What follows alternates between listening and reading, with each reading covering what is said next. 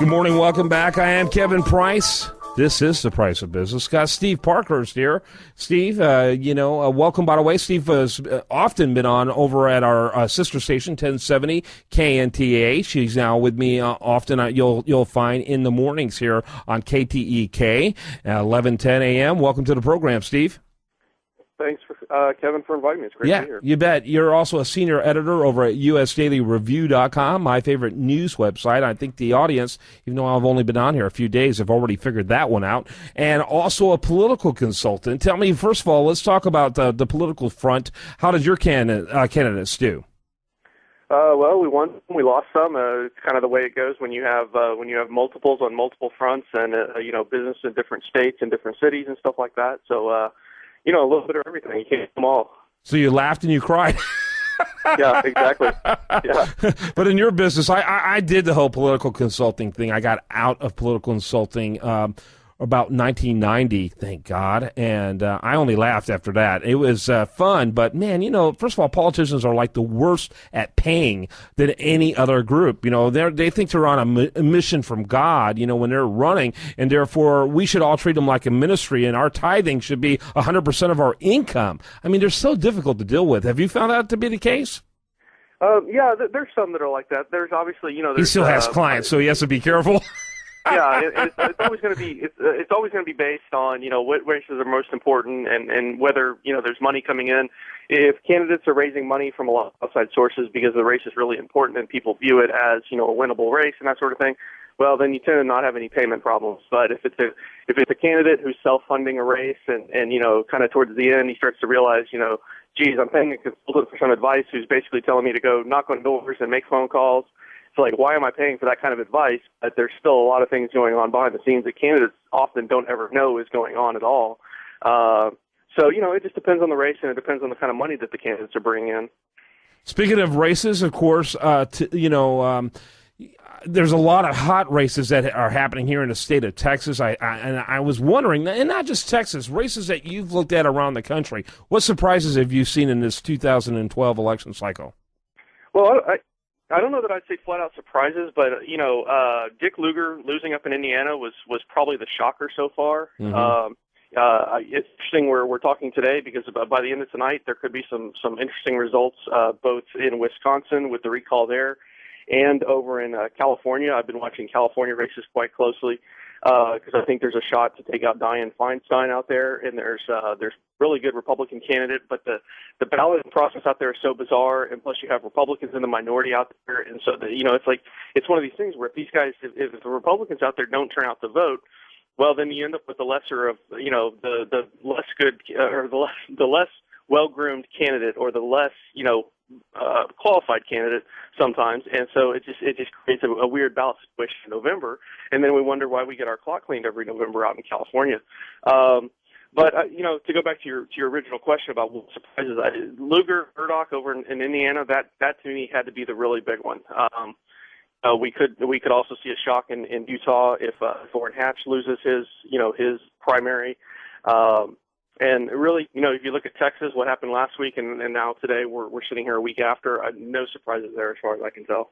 Yeah, well, I don't know. I mean, I think everyone was both. I think by the time the election happened, no one expected either one of them, Dewhurst or Cruz, to win straight out. But when you look at it on paper, how long Dewhurst has been in office, the fact that he spent 5 times more than Cruz to try to get the nomination, I think the results overall are still a little shocking. Yeah, I certainly, I can understand that argument. I just think that there was so much passion and debate from supporters on both sides that ultimately I was not surprised by what I saw. I was in another part of the state working on a different kind of race, and I was talking to people down there who were torn, and for a really long time they had been guys like Tom Leppert, the former mayor of Dallas. They had been supporting Craig James. And all of a sudden, at the last minute, they decided to support Ted Cruz or David Dewhurst. And so it's just one of these things where, it's kind of a feel-good thing. It's like, well, I really want to support this guy. I really want to support, Mayor Leppert. I really want to support Craig James. And then you get in there to the voting booth, and you look around and you say, I've got to support one of the guys who's really got a chance. And so So it created a really interesting dynamic in that sense. But I think there was a lot of mind changing at the very end. But ultimately, you also, while there were a lot of votes cast, the turnout is still pretty low. So I think that's also part of it. I got all your hardcore Republicans out to the polls. You could have seen a difference either way. Yeah, no question about it. Let me ask you, with that, what kind of turnout do you think is going to happen for the runoff? I, of course, plan on voting. I wish I could figure out how to vote often. I was delighted to get to vote for Ted Cruz. What do you think, though? What's your thoughts?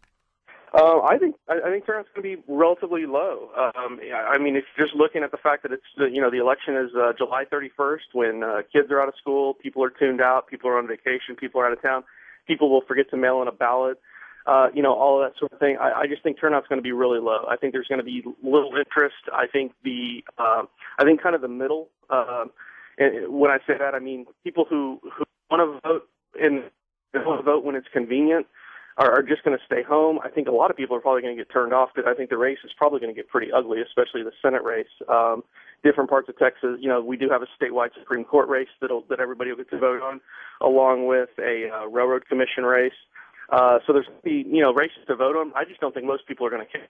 And so I suspect it'll be down.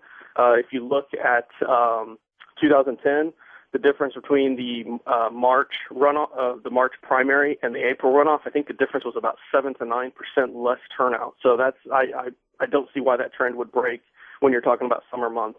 Who do you see benefiting from this? That's tough. I could see Ted Cruz benefiting from that because I think the Tea Party voters, and that's kind of a broad generalization, but the people that were motivated to vote for Ted Cruz are going to be the people that I think that are most likely to be motivated to get to the polls again because they want to see their guy through. And I think we've seen over the last 2 years that the Tea Party vote is, they're willing to go through thick and thin to get their guy to the finish line. So if turnout is going to be like that, if turnout's going to be maybe 3-4% statewide, I could see Ted Cruz pulling it out like that. Yeah. I just don't see that much passionate on the Dewhurst side. I've got friends out there who like Dewhurst. They voted for Dewhurst, but they're almost apologetic when they talk about their support of Dewhurst. He's a good guy. He's probably the strongest pro-life leader in the state. That may be true.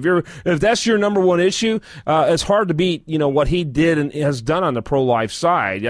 He helped navigate one of the toughest pro-life laws of any state government in the country. No question about that. But unfortunately, that's not the only issue driving people. And when I talk to people who are passionate about the race, there's for every one that seems to be a Dewhurst, disciple passionate about him, there's like 4 or 5 for Cruz. And and that's anecdotal, but that's my personal experience. Right, and sometimes personal experience is the best judge, so I can certainly go along with that. And it certainly comes down to, like I said, I've been working in other parts of the state, and I've had some clients in not even in the state. And right now, the pro-life issue in the Republican Party is still it's a big deal. It's not taken to the back burner by any means. But at the same time, there's much more of a focus on the economy than I've ever seen before in a Republican primary, and so it really has come down to jobs, which I think is. When you look at the Ted Cruz, David Dewhurst dynamic, when you have Dewhurst out with the accusations about Ted suing a Chinese manufacturer and all this stuff and taking jobs out of America. I mean, the reason that resonated is because people are thinking about jobs in the economy right now. Yeah. So I think that's a big deal. And so, which, by the way, just for the listener out there, I had Ted Cruz on my show, and he pointed out the fact that guy that they have in that commercial, all of his employees are in China. It was a Chinese company versus a Chinese company. That's the one thing Dewhurst did not point out. So much for integrity there. Go ahead. Right. I was going to say I thought there was just something last week that pointed out that the company itself had left the United States maybe 9 years ago or something like that. That's exactly right. Yeah, and then I think there's also some merit to the fact that apparently because of the point that Steve, I'm sorry, they're going to pull us off. We'll get you back on here shortly. Here again soon on the program. Steve Parkhurst is his name. Great guy. He's a senior editor over at usdailyreview.com. Go there, put in Steve Parkhurst. You can see his great column Across the Pond, which I read faithfully. Thanks so much, Steve. You bet. Talk to you next time. All right, when we come back, we're going to have much, much more for you. Don't go away from this station.